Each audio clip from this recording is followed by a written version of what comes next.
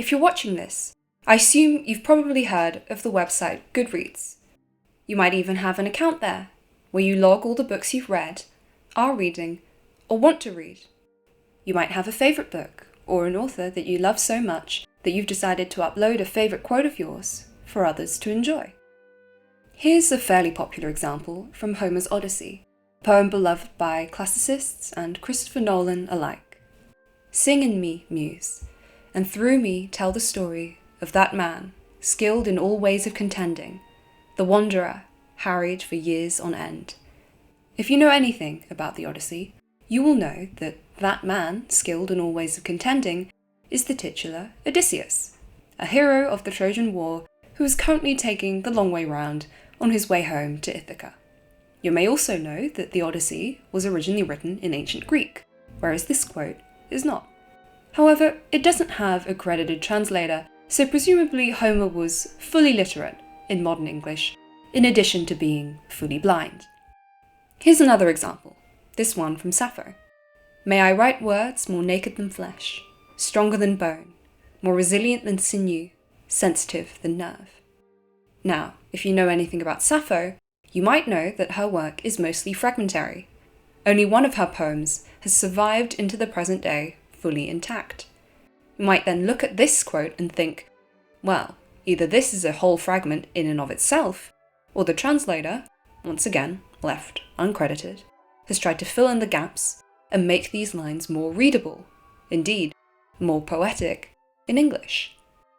The reality is neither. There really is no translator in this instance, because this is not a quote from Sappho. No surviving fragment resembles this passage, nor does it seem feasibly translatable from ancient Greek. That, of course, begs the question, where does it actually come from?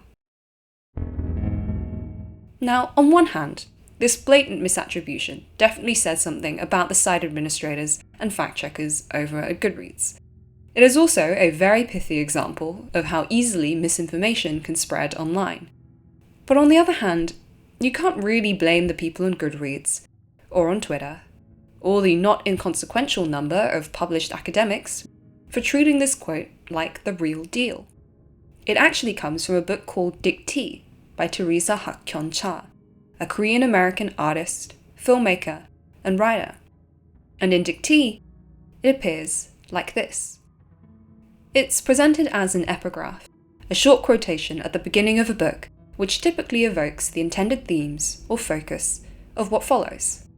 However, alongside these conventional functions of the epigraph, we might call them the explicit functions, there are also two other effects at play, what Genette calls the more oblique functions of the epigraph.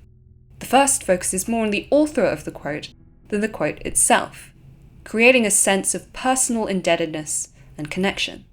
So by tying her book to Sappho in particular, Cha ties herself to the renowned lyricism of an ancient poet, as well as a wider genealogy of women's writing.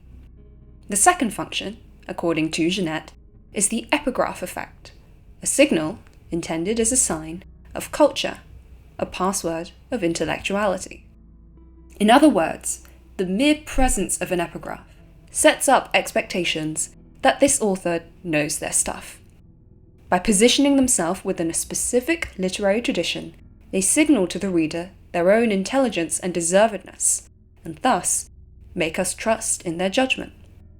What happens then, when an author like Cha co-opts the legitimizing force of the epigraph by using her own words in the guise of another author?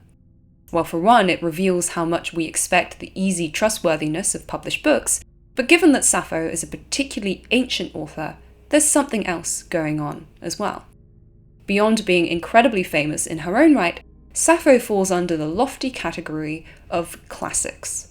Not classic in the general sense of an exemplary, noteworthy, canonical book, although, yes, that too, but classic as in belonging to ancient Greece, a sliver of history in the grand scheme of things, which nonetheless holds an iron grip over Western literature, politics, and philosophy. What authors have more cogency and respectability in people's minds? What iconography has been more frequently appropriated for violent imperial purposes? What field is more accused of being outdated conservative, or even chauvinistic. Your immediate response to that last accusation might be, well, didn't we just discuss that Sappho is also a woman? And yes, that's an important point. Sappho is one of very few ancient Greek or Roman female authors, and the only one whose work has gained any mainstream notoriety, both in her own time and in the 21st century. To add to that, though her poetry has always been very well respected, her moral character was so maligned at one point that people began arguing that there were, in fact, two Sapphos, the straight poet and the gay floozy. Cha, meanwhile, was a refugee exiled from her native country due to the Korean War, who then grew up in America and attended a Catholic high school. No doubt, she was well aware of the privilege afforded to certain cultures over others.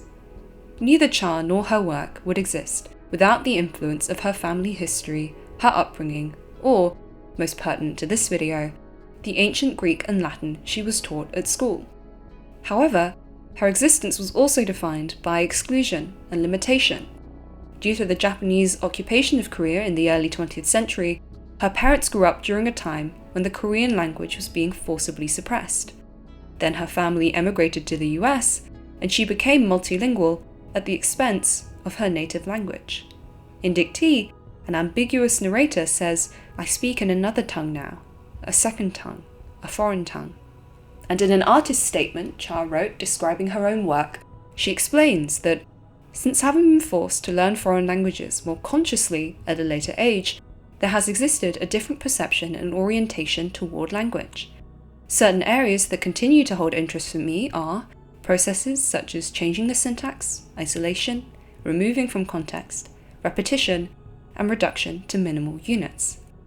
We might describe Cha as an exophonic author, which is a term for someone who writes in a language or languages other than their native one.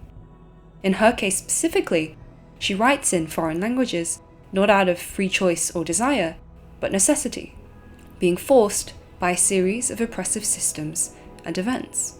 Her status as an exile and her dislocated tongue have frequently been used to interpret Dictee as an expression of trauma and dispossession, a space for those whose being embodies lost documents and missing narratives. Something I should make clear at this point is that Dictee is a highly experimental book. It does not have a straightforward plot. It shifts between different languages, forms, and cultural references basically every other page. Its Wikipedia article contains such adjectives as unorthodox, mysterious, ambiguous, and avant-garde. So the use of Sappho's name, but not an actual quote from Sappho, shouldn't be taken as a slight against her. Neither she nor Cha are perfectly clear, legible, quote-unquote valid entities, nor should they be required to be. Due to the privilege that Western society has placed on this ideal image of ancient Greece and Rome, I think we can agree that Sappho sits firmly within the Western canon, a catalogue of literature, music, philosophy, and so on that carries an air of greatness and worth, a certain cultural cachet. While the parameters for what counts as canonical and what doesn't aren't strictly defined, there tend to be some recurring patterns. For example, you rarely see exophonic writers admitted into the canon of their new language. The only ones that come to mind right now with regards to Anglophone literature are Vladimir Nabokov, Jack Kerouac, and Joseph Conrad, I guess? But otherwise, non-native authors are often deemed too juvenile, limited, or unnatural to count. While Dictee has not faced such accusations, nowadays it's considered one of the tentpoles of Asian American writing. It went largely unmentioned by basically everyone for around a decade after it was first published in 1982, gaining traction due to the rise of Asian American studies as a discipline. Even then, there was some confusion over Dictee's deliberate ambiguity, which resists the easy subjectivity of a recognizable Asian American subject or narrative voice. And despite efforts to change our ideas of canon over the years, the fact remains that within a patriarchal colonial society, the ostensibly objective guidelines which determine canonicity often end up excluding authors according to race, gender, and/or class. These phenomena, separately and combined, make canonization into a microcosm for the way marginalized perspectives are so dismissed and sidelined by society. Yet even the most canonical of ancient texts have passed through many hands and mouths, losing pieces of themselves which can never be recovered, Sappho's poetry being the epitome of this loss. If canon is the voluntary memory of a society, it is equally true that memory is prone to forgetfulness outside our volition, liberating the missing pieces from the imposition of a societal standard. The typical epigraph points the reader elsewhere, into other texts and contexts, rebuking the idea of autonomous authorship. No author can stand alone. No author is the one true pinnacle of literature, because no author has ever lived in an isolated bunker their entire life. They all influence, inspire, and affect each other. The epigraph in Dictee, meanwhile, seems to point elsewhere, but in fact points back towards itself. In this way, Cha calls out Sappho as an inspiration and influence, while also putting herself and her own words on the same level. There is no original from which to diverge. This is not a quotation by Sappho, but the very idea of Sappho.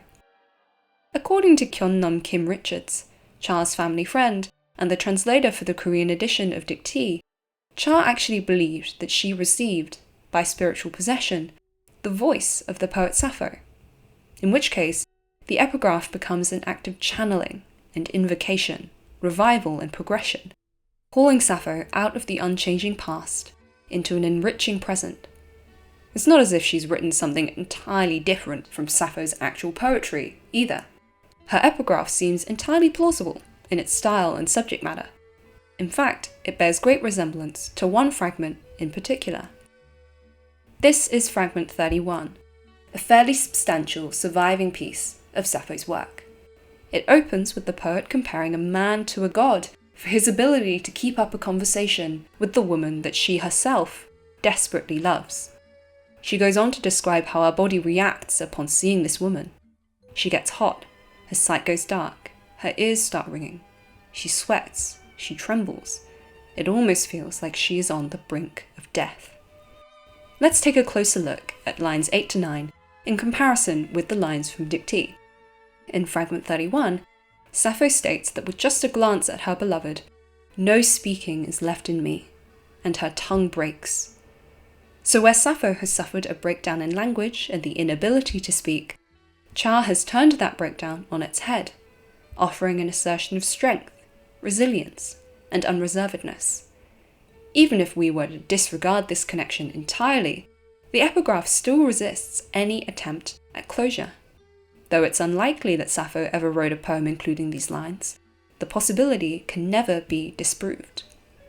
There also seems to be something worth pursuing in the specific bodily substances that Cha mentions: flesh, bone, sinew, and nerve.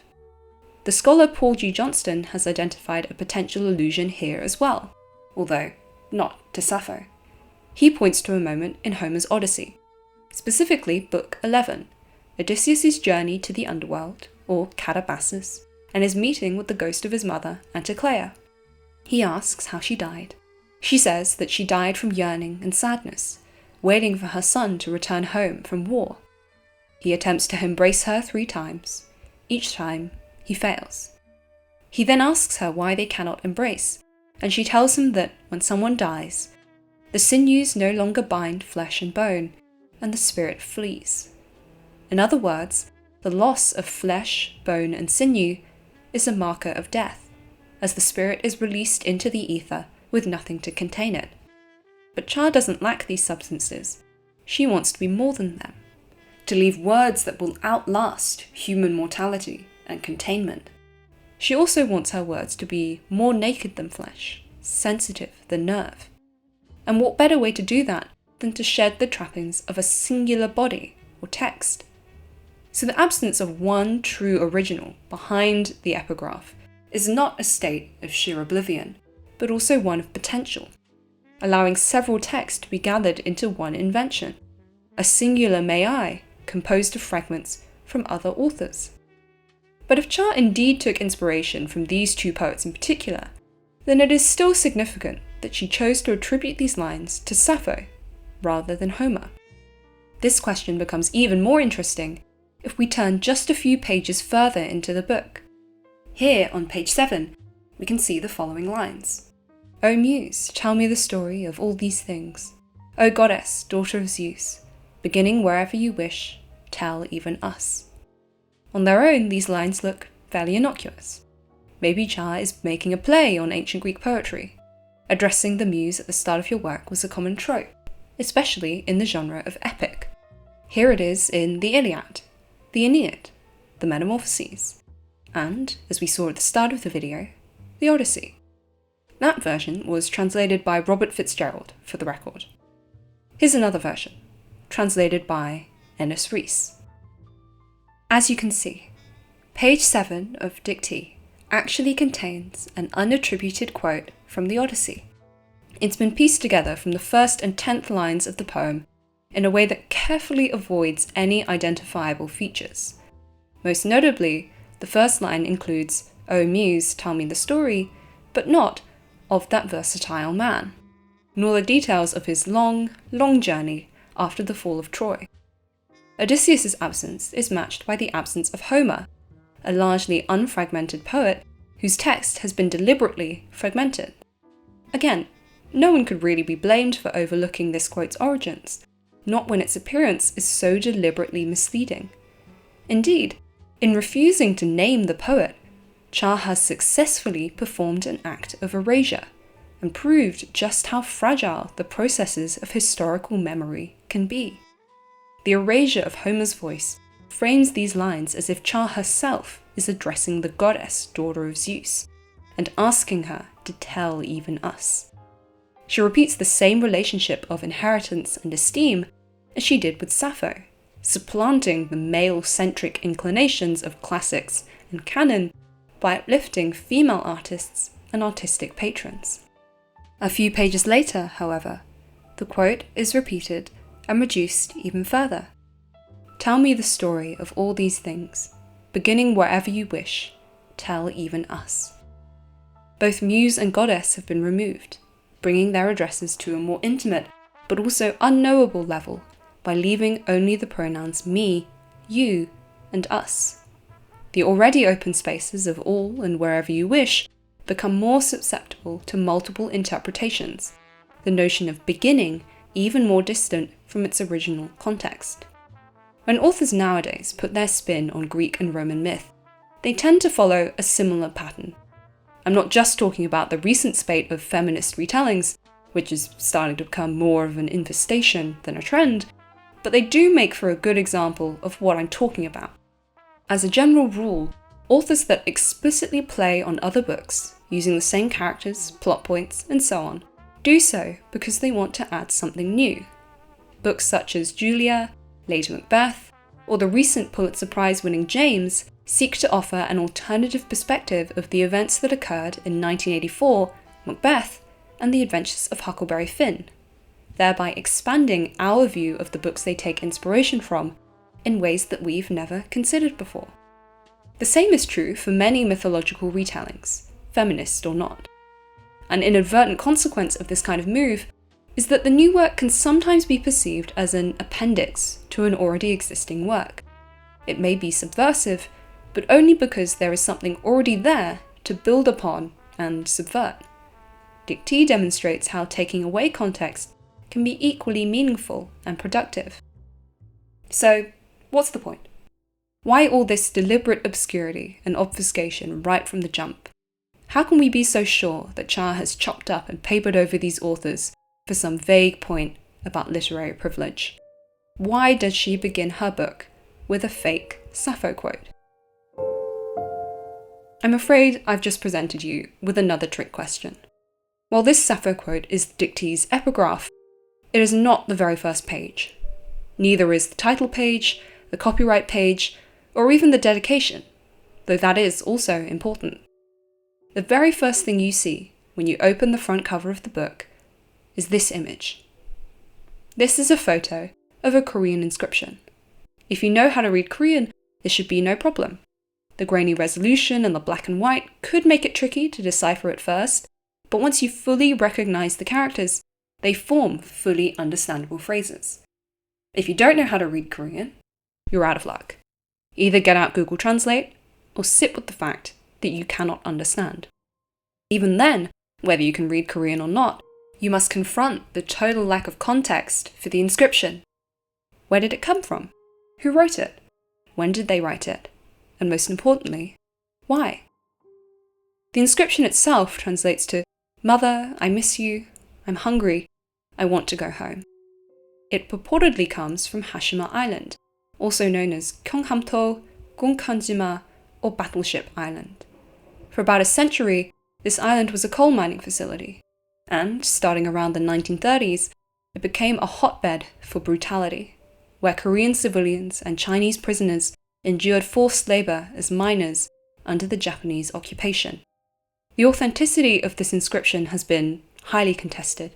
There have been objections over its orthography, whether or not it aligns with the conventional Korean spelling system of the time it was said to be inscribed. There have also been several allegations of fabrication from both Japanese and Korean news outlets. Yet the truth of its existence does not preclude the fact that it does exist. A testament to trauma and exploitation and the endurance of love contained in words more naked than flesh, sensitive than nerve. Even if it was fabricated, it would still be a testament to these things. There would still have been people on that island who thought or experienced such feelings. In fact, its ambiguity makes it stand for something more. The difficulty of discovering and grappling with what really happened in the past, when that past is marked by colonial violence, suppression, and silence. How often do we see something so significant on the very first page of a book? Usually it's blank, or the title, or sometimes it has a list of reviews. By presenting this photo to us so early, Cha takes her reader off guard. She confronts us with our lack of knowledge immediately. This unknown inscription, from an unknown inscriber, makes for an interesting juxtaposition with such a famous name as Sappho only a few pages later. Is it so much to assume, then, that she wanted her reader to pause when they encountered the epigraph, reflect on their trust in a name like Sappho's, and consider the supposed quote more closely? Perhaps she wanted us to ask ourselves why certain fragments of text are permitted, accepted into Canon, and, yes, into Goodreads, while others are scrutinized and questioned, left out, or lost entirely. But then again, maybe people passing over the name Sappho without a second thought proves her point better than anything else ever could.